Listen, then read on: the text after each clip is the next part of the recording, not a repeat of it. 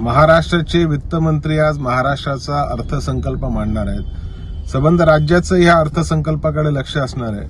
परंतु आर्थिक सर्वेक्षण अहवालामध्ये असं नमूद केलेलं आहे की महाराष्ट्राचं दरडोई उत्पन्न हे आता देशाच्या अर्थव्यवस्थेमध्ये इतर राज्याच्या तुलनेमध्ये 6व्या क्रमांकावर आहे। म्हणजे मागच्या वर्षी आपण आपलं दरडोई उत्पन्न 5व्या क्रमांकावर होतं, आता ते 6व्या क्रमांकावर आलेलं आहे। आपला कर्जाचा बोजा हा जवळपास 13% वाढलेला आहे, व्याजाचा बोजा हा 15% वाढलेला आहे। अशा परिस्थितीमध्ये निवडणुकांना डोळ्यासमोर ठेवून कदाचित विद्यमान सरकार एक अर्थसंकल्प मांडेल, परंतु राज्याच्या कर्जाचा जो बोजा आहे तो कमी कसा करणार? राज्यामध्ये नवीन प्रकल्प येत नाही, नवीन उद्योगांची निर्मिती होत नाही, रोजगाराची निर्मिती होत नाही आणि एकीकडे कर्जावर कर्ज, कर्जावर कर्ज, व्याजावर व्याज, व्याजावर व्याज अशा पद्धतीने एकंदरीतच राज्याच्या वित्त विभागाचा कारभार सुरू आहे।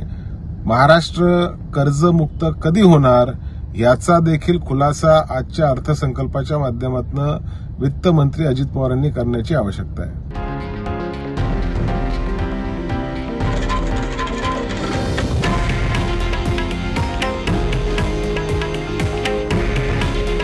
हे आहे देशातील नंबर 1 न्यूज नेटवर्क आणि आपण पाहत आहात TV9 मराठी।